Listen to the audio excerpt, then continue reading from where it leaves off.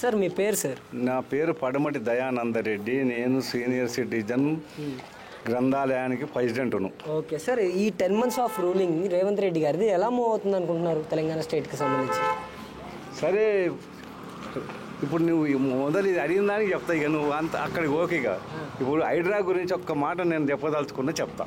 హైడ్రా దాంట్లో బ్రహ్మాండంగా ఏంటంటే ఈ చిల్లరు కుంటలలో ఎవడైతే కట్టి ఉండో పెద్ద పెద్ద నాయాస్ ఉంటాళ్ళు వాళ్ళని కూలగొట్టవలసిందే.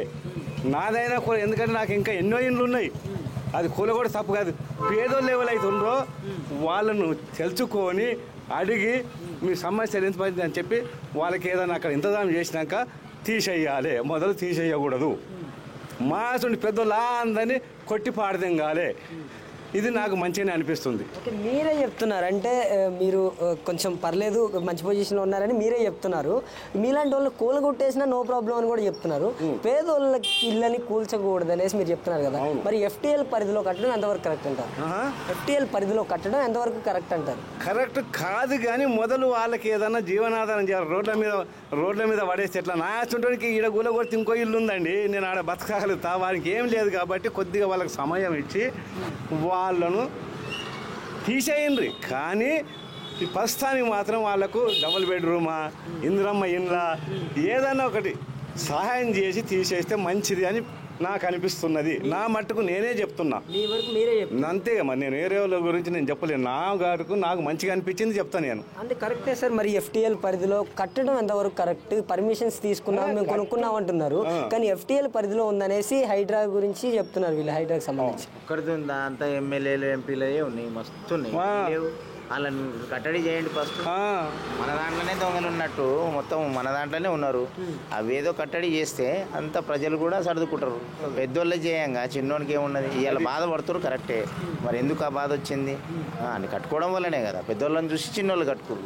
చిన్నోళ్ళు అయితే ఆడ ఈడ రావాలని రారు కదా. ఏదో వాళ్ళకి ఏదైనా చేస్తే వాళ్ళు కూడా అక్కడ పోతారు. అంటే మూసీ నది ప్రాంగణంలోనే సచివాలయం ఉంది, హైడ్రా ఆఫీస్ కూడా ఉంది. ఇవి కూల్ చేస్తారా అనేసి TRS సంబంధించి KTR గారు మాట్లాడటం జరిగింది కదా. దీని గురించి మీరేం చెప్తారు? కూల్ చేస్తారు. ఎందుకు కూల్ చేయరు? అది కూడా కూల్ చేస్తారు. సచివాలయం హైడ్రా అన్నప్పుడు మరి అందరికీ ఉంటుంది కదా. అందరికి కదా. హైడ్రా ఒక్కరికే అది కాదు కదా. మరి చట్టం ఒక్కరికే ఉందా? హైడ్రా అందరికి కదా చట్టం. మరి ఇది గవర్నమెంట్కి సంబంధించిన విషయం కదా. అసలు సచివాలయాన్ని, ఆ హైడ్రా ఆఫీస్ని టచ్ చేస్తుందంటారా హైడ్రా? ఈ హైడ్రా ఆఫీస్ని ప్లస్ ఆ సచివాలయాన్ని టచ్ చేస్తుందంటారా హైడ్రా? చెయ్యాలి లెక్క ప్రకారంగా అయితే. చేస్తేనే కరెక్ట్ అంటారు. ఓకే సార్, మరి బిఫోర్ గవర్నమెంట్తో పోల్చుకుంటే కేసీఆర్ గారి రూలింగ్ 10 years మనం చూసాం. ఇప్పుడు రేవంత్ రెడ్డి గారి గవర్నమెంట్ 10 months చూసాం కదా. డిఫరెన్స్ ఏంటంటారు ఈ 10 monthsలో మీరు అబ్జర్వ్ చేసింది? అంటే ఇప్పుడే ప్రస్తుతానికి ఇప్పుడే చెప్పలేము. ఇంకా కొంత సమయం కావాలి.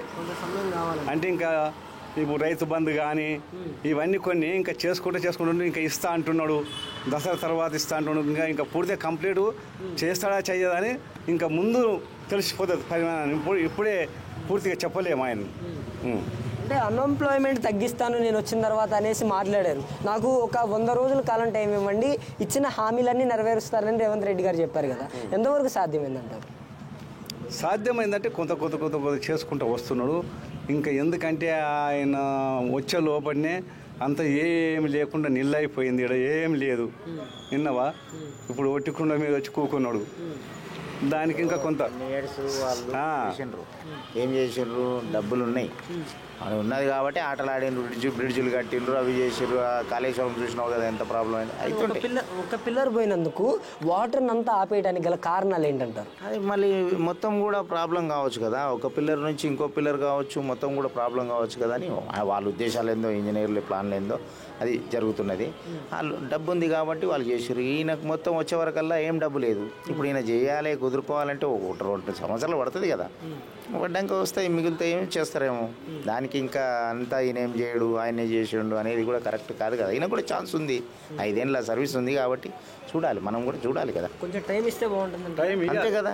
ఏదైనా ఉరుకులాడి ఏదో బదనాం చేసేసి ఈయన ఇది కాదు అది కాదు, ఈయన ఏం చేయలేడు, ఈయనతో కాదు, ఈయన దించేయాలి, తప్పు కదా అది. ఈ అన్ఎంప్లాయ్మెంట్ గురించి మీరు ఏం చెప్తారు? అన్ఎంప్లాయ్మెంట్ పెరిగిందని చెప్తారా, తగ్గిందని చెప్తారా? అన్ఎంప్లాయ్మెంట్లు ఇంకా పెరగలేదు తగ్గలేదు, నార్మల్గానే ఉన్నది. ఇంకా ముందు అది కూడా తెలుస్తుంది. ఇప్పుడే ఏం చెప్పలేం దాని గురించి కూడా, ఇంకా సమయం కావాలి. ఓకే, ఇప్పటి వరకు అయితే ఎలా మూవ్ అవుతుందంటారు? దేంది ఈ విధానం రూలింగ్ అయితే సాధ్యమైనంత మటుకు మాకు పర్వాలేదు అనిపిస్తున్నది. సాధ్యమైనంత వరకు పర్లేదు అనిపిస్తుంది. సార్ మీకు ఎలా అనిపిస్తుంది? ఈ 10 months ఆఫ్ రూలింగ్ ఎలా మూవ్ అవుతుంది అనిపిస్తుంది? ప్రజలు ఎంచుకున్న నాయకుడు ఏంది, ఆయనకు కూడా 5 ఏళ్ళు టైం ఉంది. 2 నెలల్లో అయితే చేస్తున్నాడు కదా, ఇచ్చిండు కదా, రైతు బంధు ఇచ్చిండు, రుణమాఫీ చేసిండు. రుణమాఫీలో ఇంకా చేయలేదనేది గొడవలు చిన్నగా ఎవరికో ఒకరికి కొంతమందికి ఏదో ఉంటుంది. అది ఏ దాంట్లో అయినా ఏ పార్టీ అయినా కొంచెం ఉంటుంది. దానికి కూడా వస్తుంది, టైం వస్తుంది, ఇస్తారు. కాకపోతే దానికి తొందర పెట్టి ఇది చేసి ఈయన చేయలేడు అనేది మాత్రం చాలా తప్పు. దానికి విరుద్ధం ఇది. చేయాలి, టైం ఉన్నది, ఇంకా 4 ఏళ్ళు ఉన్నది, చేయనియండి, చూద్దాం. ఆ టైం వరకు మళ్ళీ రావచ్చు, ఈయననే మళ్ళీ ఎంచుకోవచ్చు. పబ్లిక్ మనం చెప్పలేం కదా, ఒక లీడర్ ఎవరో పాతోళ్ళు ఇంకెవరెవరో లీడర్లు చెప్తే కాదు కదా. పబ్లిక్ ఎంచుకుంటారు, వాళ్ళనైనా పబ్లిక్ ఎంచుకుంటారు, ఈయననైనా ఎంచుకున్నారు, రేపు ఇంకో 5 ఏళ్ళు కూడా ఎంచుకోవచ్చు. అది దేవుడు చెప్తారు, పబ్లిక్ నిర్ణయం అది. మనం ఇప్పటివరకు అయితే ఎలా మూవ్ అవుతుందంటారు? మంచిగా ఉంది, ఆయన మంచిగా చేస్తున్నాడు, అన్ని పనులు బాగానే చేస్తున్నాడు, ఆ నిర్ణయాలు కూడా బాగున్నాయి. ఆయనకు ఇయ్యాల కాదు, వాళ్ళ సోనియా గాంధీ వాళ్ళ అత్తగారు కానీ, ఇందిరాగాంధీ కానీ, గాంధీ కానీ అప్పుడు చేసిన వాళ్ళు మహానుభావులు ఉన్నారు. వాళ్ళకి ఎక్స్పీరియన్స్ లేదా, వాళ్ళకి తెలియదా? ఉత్తగా వచ్చేసి చేయనీకే కాదు కదా, అంతా ఉంది. అయితే అంత అవుతుంది, టైం హైడ్రా ఒక్కటే బ్యాడ్ రిమార్క్ అని చెప్తారా? ఏం రిమార్క్ ఏం కాదు. చిన్న బాధపడకుండా చూసుకోమంటున్నాం. ప్రాబ్లం అంటే ఎట్లా? మా సుంటలం కూలగొట్టు, నాకు 4 ఇట్ల తాను ఉన్నాయి బిల్డింగులు, నాకు కూలగొట్టితే సంతోషపడతాను నేను. కానీ చిన్నోడిని కొద్దిగా సమయం ఇచ్చుకుంటా వాళ్ళకి ఏదన్నా ఏర్పాటు చేసి డబుల్ బెడ్రూమా, ఇందిరమ్మ ఇండ్లా ఏదో ఒకటి వాళ్ళకు చేస్తే బాగుంటుంది. ఈ స్థలాన్ని కూడా ఇది చేయవలసిందే, వాళ్ళకి అక్కడ సాయం చేయవలసిందే అని మా కోరిక. Okay, thank you sir. Sir మీ పేరు? సార్ పేరు పురుషోత్తం రెడ్డి. ఏం చేస్తుంటారు సార్? నేను ఏం లేదు, రిటైర్డ్. బిజినెస్ చేసేది రిటైర్డ్, ఏం చేస్తలేదు ఇంకా. ఓకే సార్, మరి ఇప్పుడు రేవంత్ రెడ్డి గారి 10 months ఆఫ్ రూలింగ్ ఏ విధంగా మూవ్ అవుతుంది అనుకుంటున్నారు సార్? మంచి అడుగులే ముందు పడుతున్నాయి. రాబోయే కాలంలో ఏమవుతుందో చూద్దాం, లెట్ us వెయిట్. ఓకే, అంటే ఈ 10 నెలల కాలం వ్యవధిలో ఎలాంటి పరిపాలనా విధానాన్ని పబ్లిక్ అందజేశాడంటారు రేవంత్ రెడ్డి గారు? పరిపాలన, మంచి పరిపాలన అందిస్తున్నాడు. కాకపోతే ప్రతిపక్షాలు సద్విమర్శలు చేస్తలేవు, అర్థమైందా? వాళ్ళు చేసిన అరాచకాలు ముందు ఈయన ఏం చేయలేరు, అరాచకాలు ఏం చేస్తలేరు. కాకపోతే ఇంట్లో కూడా ఆ శక్తులు చేరుంటాయి ఖచ్చితంగా. ఇంట్లో అండ్లు ఉంటారు. కాకపోతే ఈయన మాత్రం నిజాయితీగానే ఉన్నట్టు అనిపిస్తుంది చూడండి. సార్, ఈ ఓవరాల్గా ఈ రూలింగ్కి సంబంధించి హైడ్రా గురించి ఏమనుకుంటున్నారు మీరు? హైడ్రా అనేది అయితే మంచి స్టెప్పే. కాకపోతే పాపం వాళ్ళు ఏళ్ల కొద్దీ అందులో ఉన్నారు కాబట్టి వాళ్ళకు రిహాబిలిటేషన్ ప్యాకేజ్ ఏదైనా ముందే డిక్లేర్ చేసి వాళ్ళని ఎక్కడైనా అకామిడేట్ చేసి అప్పుడు డిమాలిష్ చేస్తే బాగుంటుందని అనుకుంటున్నాను నేను. అంటే FTL పరిధిలో కట్టడం అనేది కూడా కరెక్ట్ కాదు కదా? కరెక్ట్ కాదు. ముందు మెయిన్గా ఏంటంటే ఈ FTL కంటే ముందు నాలాలు క్లియర్ చేయాలి, అర్థమైందా? నాలాలు క్లియర్ చేస్తే ఫ్లో అనేది ఈజీగా వెళ్ళిపోతుంది. అప్పుడు FTL మీద పడాలి, నెక్స్ట్ బఫర్ జోన్ మీద. ఈ రకంగా స్టెప్స్ చేస్తే ఇంకా కొంచెం మంచిగా ఉండేది అనుకుంటాను నేను పర్సనల్. ఓకే, మీ పర్సనల్ ఒపీనియన్ అంతే. సార్, మరి ఇప్పుడు వాళ్ళు ఎన్నో ఏళ్ళు కష్టపడి కడుతున్న ఇల్లు వాళ్ళకి తర్వాత ఇంకొక ఉపాధి కూడా చూపించకుండా కూల్చివేస్తుంది. అప్పుడు పబ్లిక్లో వ్యతిరేకత మొదలయ్యే అవకాశం ఉంది కదా సార్? కొంత ఉంటుంది. ఇప్పుడు ఒక మంచి పని చేసినప్పుడు కొంత వ్యతిరేకత ఎట్లయినా వస్తుంది. ఇప్పుడు మల్లన్న సాగర్ కింద పోయినాయి, ఊర్లో ఏండ్ల కొద్ది ఉన్న వాళ్ళు పాపం చాలా ఏళ్ల నుండి వ్యవసాయం చేసుకున్న వాళ్ళు మునిగిపోయినారు. మరి వాళ్ళకి ప్యాకేజ్ ఇంతవరకు కూడా రాలేదు కదా. మరి కేసీఆర్ చేసి అది కంప్లీట్గా చేయలేదు కదా. అదే మరి ఇప్పుడు వీళ్ళు కూడా చేస్తారు, స్టెప్ బై స్టెప్ చేస్తారు. సార్, అన్ఎంప్లాయ్మెంట్కి సంబంధించి ఈయన వచ్చిన ఒక 100 రోజుల కాలంలోనే అన్ఎంప్లాయ్మెంట్ పోగొడతాను, నేను అమలు చేస్తానన్న పథకాలు చేస్తానన్నారు. దాని గురించి మీరేమంటారు? ఆ హామీలు ఏ పార్టీ అయినా అంటది, కానీ 100% చేయలేరు ఎవరైనా. ఓవర్ నైట్ ఎంప్లాయ్మెంట్ క్రియేట్ చేసడం అనేది అసాధ్యమైన పని. కాకపోతే దానికి ఉద్యోగ కల్పన, ఎవరికి వాళ్ళు పని చేసుకోవడానికి కొంచెం ఇన్ఫ్రాస్ట్రక్చర్ అనేది గవర్నమెంట్ నుండి ఏర్పాటు చేయాలి. అందరికి ప్రభుత్వ ఉద్యోగాలు అయితే రావాలి, ఇంపాసిబుల్, హైలీ ఇంపాసిబుల్. వాళ్ళు పని కల్పించగలగాలి, ఏదో రకంగా ఉపాధి చూపించగలగాలి. అదే కరెక్ట్ రూలింగ్ అంతే. ఓకే, అంటే ఈయన ఈ స్కీమ్స్ గురించి ఏం చెప్తారు మీరు? ఈ ఉచిత బస్సు అనేది ఈ మహిళలకి వేస్ట్ స్కీమ్లే. ఉచిత బస్ అనేది వేస్ట్ స్కీమ్లే. 500కి గ్యాస్ సిలిండర్ అవన్నీ వేస్ట్ స్కీమ్లే. ఉచితాలు అనేది తగ్గియాలి పూర్తిగా. పని కల్పించాలి. ఉచితాలు అనేది ఎవరికి ఇవ్వాలంటే పూర్తిగా నిస్సహాయులు, పూర్ పీపుల్ కూడా కాదు, నిస్సహాయులు, వాళ్ళు లేవలేరు, ఏం చేసుకోలేరు, ఏజ్డ్ పీపుల్, వాళ్ళకు కొంచెం ప్రభుత్వ పథకాలు అటు అందజేయాలి. కానీ అవసరం ఉన్నా లేకున్నా ఉచితాలు అనేది ఇస్తే బాగుండదని. దుర్వినియోగం అవుతుంది కదా. అంటే ఈయన పెన్షన్ స్కీమ్కి సంబంధించి 4000 చేస్తాను నేను వచ్చిన తర్వాత అన్నారు సార్. అనవసరం స్కీమ్, పెన్షన్ స్కీమ్ అనేది నేను అనేది కదా, అదే నిస్సహాయులు, ఏ పని చేసుకోలేను. కూడా వాళ్ళు కొంచెం ఏజ్డ్ పర్సన్స్, అదే వాళ్ళు చేసుకోలేని వాళ్ళకు కొంతవరకు ఎలిజిబిలిటీ చూసి ఇవ్వాలి. కానీ అందరికి ఒక ఏజ్ ఫ్యాక్టరీ పెట్టి అందరికి ఇచ్చాడు కదా, తప్పునే అనేది. అలా కూడా కరెక్ట్ కాదు. కాదు. అంటే డిఫరెన్స్ బిట్వీన్ రేవంత్ రెడ్డి గారి రూలింగ్ అండ్ కేసీఆర్ గారి రూలింగ్ అంటే ఏం చెప్తారు? కేసీఆర్ ఫస్ట్ పరిపాలన మంచి స్టెప్ తోటే దిగాడు. శక్తులన్నీ చేరి మొత్తం దాన్ని దోపిడీ వ్యవస్థ తయారు చేశాడు. ఆ కుటుంబమే మెయిన్. అది నేను ఆ కుటుంబంలో తయారు చేసినట్టు. ఓవరాల్గా ఈ 10 months ఆఫ్ రూలింగ్ ఎలా మూవ్ అవుతుందంటారు? మంచి మంచి మంచి మూమెంటే కనిపిస్తుంది. మంచి మూమెంటే కనిపిస్తుంది అంటారు. Okay, thank you sir. నమస్తే అండి. పర్లేదు, మీ పేరండి? ప్రకాష్ గౌడ్. ప్రకాష్ గౌడ్. ఏం చేస్తుంటారండి? నాది వర్క్షాప్, బైక్ వర్క్షాప్. ఒక మెకానిక్. మెకానిక్. సార్, ఓవరాల్గా ఇప్పుడు రేవంత్ రెడ్డి గారి పరిపాలన మొదలయ్యి ఇప్పటికీ ఒక 10 నెలలు అయింది కదా సార్. ఈ 10 నెలల కాలంలో మీరు అబ్జర్వ్ చేసింది ఏంటి? ఆయన పరిపాలన విధానం ఎలా కొనసాగుతుందండి? 50% మంచిగానే నడుస్తున్నది. ఒక 50% కొంతమందికి ఇబ్బంది కలిగిస్తున్నది. దాంట్లో అది స్టెప్పు, ఈ హైడ్రా వల్ల చాలా మంది నిరుపేదలు, గుడిసెల్లో ఉండేటోళ్ళు, మూసి నాలా మట్టిన వాళ్ళు ఇబ్బంది పడుతున్నారు. పెద్ద పెద్ద చిన్న వదిలేసి ఈ చెరువు దగ్గర కబ్జా చేసే వాళ్ళని, ఈ బఫర్ జోన్, ఈ ఫస్ట్ వాళ్ళని కంట్రోల్ చేసినాకనే ఈ మూసి నాళాలు అన్ని సెట్ చేసుకుంటే బాగుంటుంది. అంటే మీకు బాగా నచ్చిన విషయం ఏంటి రేవంత్ రెడ్డి గారి పరిపాలనా విధానం? పరిపాలనా విధానంలో మంచి నచ్చిందంటే ప్రస్తుతానికైతే 100% ఏం లేదు. ఏదో ఒక 40% సక్సెస్ఫుల్. ఇంకా చేయాల్సింది చాలా ఉంది. ఇప్పుడు మెయిన్ ఇప్పుడు పింఛన్లు 6000 అన్నాడు, అది ఇంతవరకు దాన్ని ఇంతవరకు అసలు తీసుకురాలేదు మూమెంట్కు. పాతవి కూడా ఇంకా కంటిన్యూగా కొత్తవి పెడతలేరు. అది అట్లీస్ట్ టయానికన్నా వస్తున్నాయా? మంత్లీ టయానికన్నా ఫంక్షనర్స్కి ఫంక్షన్ చేరుస్తున్నారా? పింఛన్స్ టైం అంటే కొద్దిగా లేట్ అవుతుంది అటు ఇటు. కొన్ని ఉద్యోగస్తుల జీతాలు కూడా వెనక ముందు లేట్ అవుతున్నాయట. అదొకటి పర్వాలేదు. ఓవరాల్గా ఈ స్కీమ్స్ గురించి మీరు ఏమనుకుంటున్నారండి? స్కీమ్స్ అనేది అనుకున్న దానికన్నా వాళ్ళు ఎక్స్పెక్టేషన్గా ఎక్కువ పెట్టారు. అన్నీ సాధ్యపడకపోవచ్చు, వీలైనంత వరకు చేస్తున్నారు. ఇప్పుడే ఇంకా కొద్దిగా టైం పడుతుంది. ఇప్పుడు మనం ఏం చెప్తాం అంటే ఏంటి, కేసీఆర్ గారి పరిపాలనా విధానంతో పోలిస్తే రేవంత్ రెడ్డి గారి పరిపాలనా విధానంలో తెలంగాణకి జరిగిన మంచి ఏంటంటారు?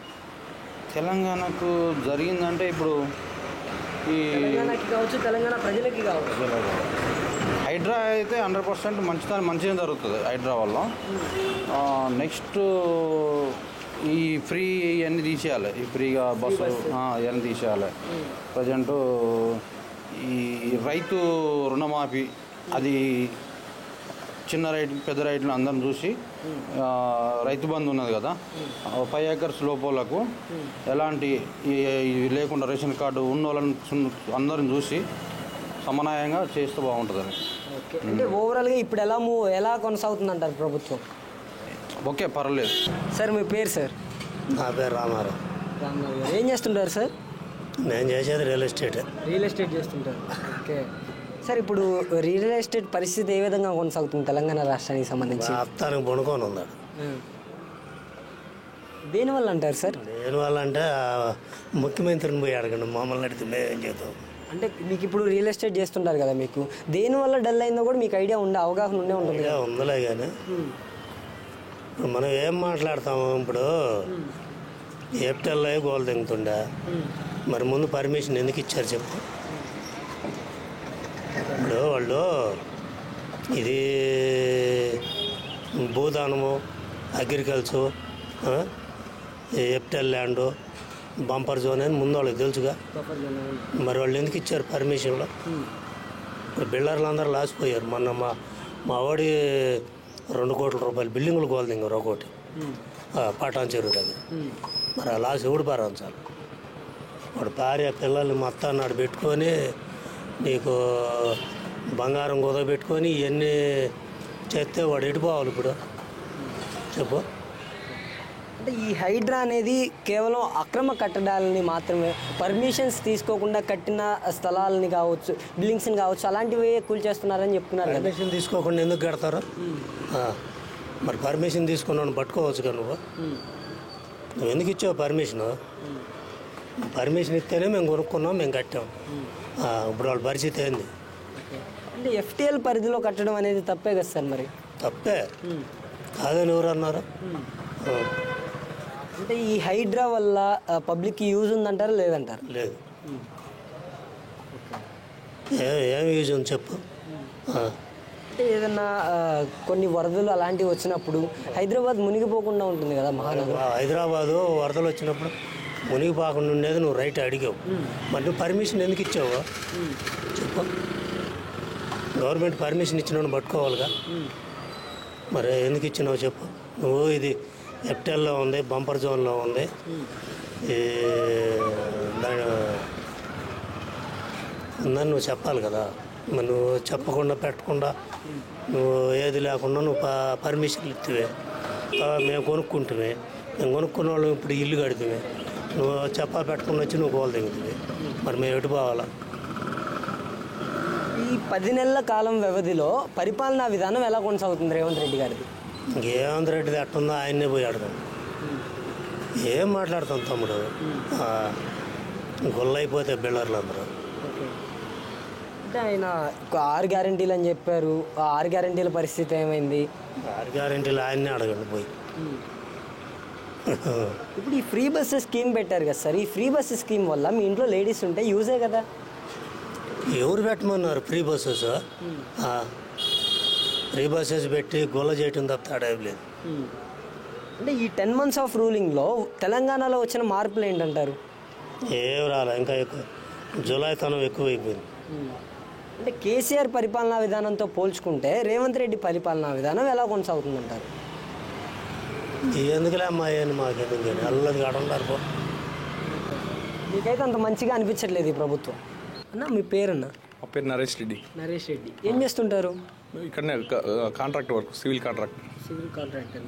చెప్పండి, మరి ఇప్పుడు పరిపాలనా విధానం రేవంత్ రెడ్డి గారిది 10 నెలల కాలం అయింది కదా, ఈ 10 నెలల కాలం వ్యవధిలో పరిపాలనా విధానం ఎలా మూవ్ అవుతుందంటారు? 10 నెలల కాలం నుంచి ఇప్పటి వరకు ఒక కాంట్రాక్టర్కి కానీ, ఒక నిరుద్యోగులకు కానీ, ఒక పేదవాడికి కానీ ఎటువంటి లాభాలు జరగలేదు ఇప్పటి వరకు. ప్లస్ ఒకటి, మాకు టీఆర్ఎస్ గవర్నమెంట్ వచ్చిన బిల్లు తప్ప ఇప్పటి వరకు మేము 14 నెలలు అవుతుంది వర్క్ చేసి. 14 నెలల నుంచి ఇప్పటి వరకు కనీసం ₹1 బిల్లు గిట్టి ఇలా మాకు. అది పరిస్థితి. టీఆర్ఎస్ అది కాంగ్రెస్ గవర్నమెంట్ రేవంత్ రెడ్డి గారు చేసేది. అంటే ఆయన అమలు చేస్తానన్న 6 గ్యారెంటీల పరిస్థితి ఏమైంది? నేను 100 రోజుల కాలంలోనే పూర్తి చేస్తాను అనేసి మాట్లాడటం జరిగింది కదా, ఆ 6 గ్యారెంటీల పరిస్థితి ఏమైందంటారు? 6 గ్యారెంటీలలో ఆయన చేసింది ఏం లేదు. ఆయన చేసినది ఏకైక ఏంది, మన మహిళలకు ఫ్రీ బస్సు తప్ప ఆ స్కీమ్లో ఏది పెట్టలేదు ఇప్పటి వరకు. ఆ స్కీమ్లో 200 యూనిట్ల ఫ్రీ కరెంట్ ఉంది, అది పెట్టలేదు.